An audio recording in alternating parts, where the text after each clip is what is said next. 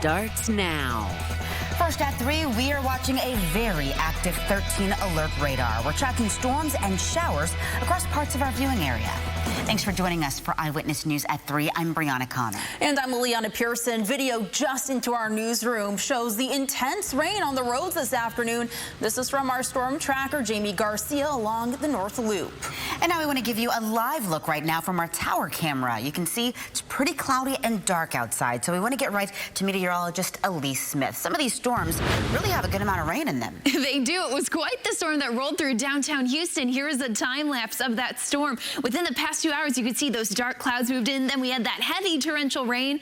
But now it's clear and blue sky now in downtown Houston. What a change. What Houston weather we have on this Tuesday. But let's get right to 13 alert radar to show you where that storm is moving now. We can see that storm with all the lightning strikes it had with it as it really moved up Highway 45 into downtown Houston. Now that storm out of the inner loop and is moving kind of along 290, like as if a car was driving along that road. But I have to say, within the past 20 minutes, lightning strikes within that particular cell has gone down greatly. Now only measuring 8 lightning strikes. And then as I take a 3D scan of this, I took this scan about 10 minutes ago, and I have to say cloud tops were closer to 40,000 feet within the cell.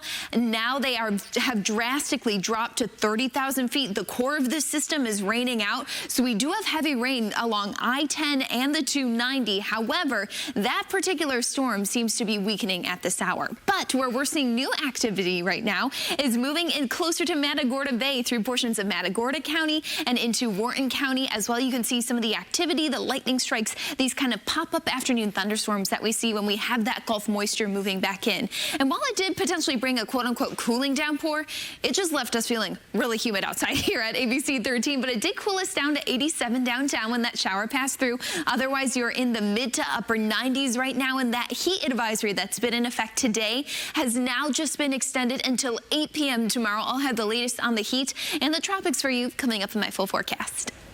Thank you, Elise. Now take a look at this live camera. This is giving us an idea of the conditions out on the roads. You can see the rain's coming down pretty hard on 290 near Eldridge Parkway out near Jersey Village. That's the storm Elise was just showing us. We'll, of course, continue monitoring this system throughout this newscast.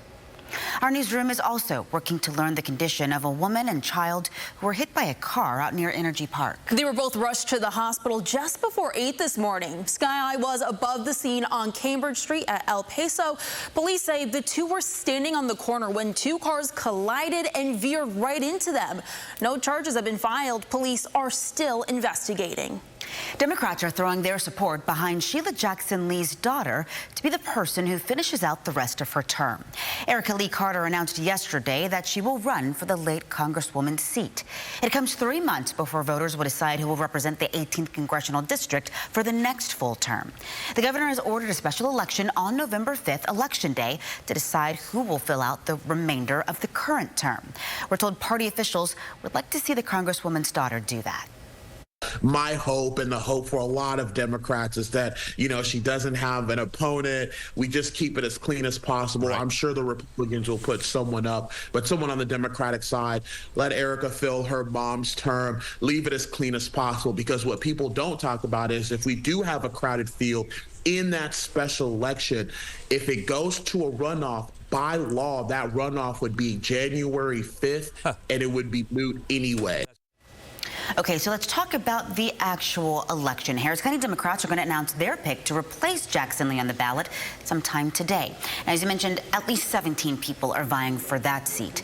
The Democratic nominee will face Republican nominee Lena Senzonce on the general election November 5th, and the winner will serve a full 2-year term. The mother of the accused Santa Fe shooter takes the stand in Galveston. Loved ones of the 10 people killed filed a lawsuit to hold Rose Maria and her husband responsible for the 2018 shooting. So far, the accused shooter's sister and father have testified. The civil trial is expected to end sometime this week. A father in North Texas is facing charges for allegedly feeding his 4-month-old baby gasoline.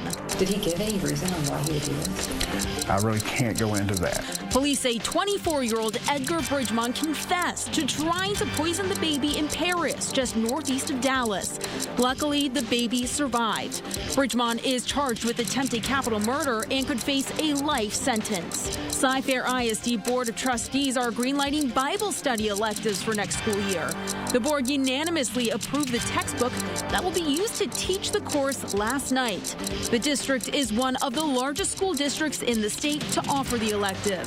Tropical storm Ernesto is strengthening as it slams the Caribbean. The storm is heading towards Puerto Rico, where it could reach hurricane strength tomorrow.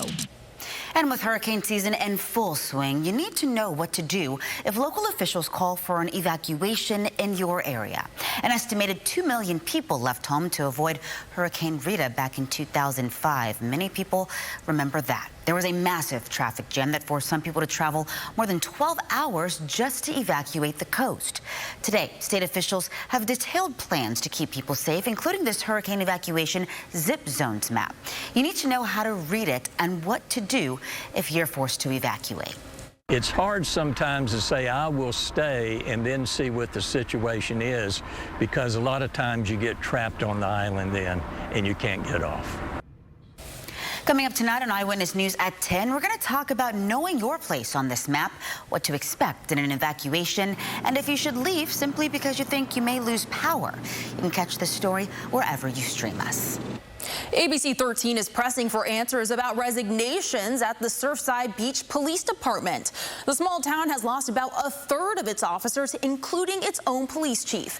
ABC 13 found out today that the chief handed in his resignation letter to City Council yesterday after accepting the resignation of 3 full-time officers. We have a crew in Surfside following this story. We're going to have more on what we've uncovered on Eyewitness News at 4. Children are testifying today in a high-profile manslaughter trial in Florida. A woman is accused of shooting and killing her neighbor in a story that made national news. ABC's Rena Roy has the latest at the opening statements today. Both sides in the manslaughter trial against Florida woman Susan Lawrence getting their first chance to address the jury in opening statements Tuesday. And after the evidence is presented, we are going to come back to you and ask that you find the defendant guilty.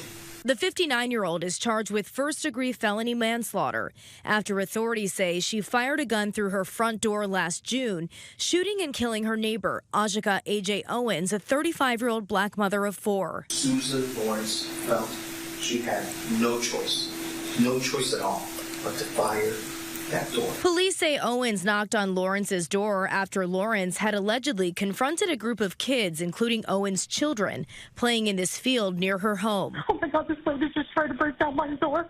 I didn't know what to do. I grabbed my gun and I shot at the door. Owens' 10-year-old son watching in horror and calling 911 for help. Hey, is your mom laying in the ground? Yes! Police body cameras showing neighbors in shock, then taking Lawrence into custody. You're not under arrest or be entertained? The defense claiming Owens told Lawrence she was going to kill her. Prosecutors arguing Lawrence's door was locked. Owens was unarmed and did not threaten her. Neighbors who witnessed the fatal incident taking the stand, including a 13-year-old boy not shown on camera, who says Owens seemed upset but had nothing in her hands when she went up to the door. She looked mad. I remember her cursing. After she banged on the door, I remember hearing a gunshot. At any time, did you ever hear Isaac and Izzy's mom say, "I'm going to kill you"? No, sir. Lawrence contacted police about the neighborhood children, including Owens' kids, multiple times for more than a year and admitted to using racial slurs and even throwing a roller skate at them.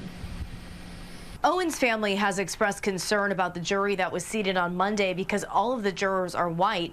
Lawrence has pleaded not guilty and could face 30 years in prison if she's convicted. No comment from her attorney. Rena Roy, ABC News, New York. And still to come, a push to cut cancer deaths in half in the next 2 decades. We're going to break down this new initiative from the Biden administration and explain how it could help prevent cancer. Plus, a new study about tablets and tantrums, how little ones using these devices can develop anger and frustration, and what parents can do to help them manage screen time.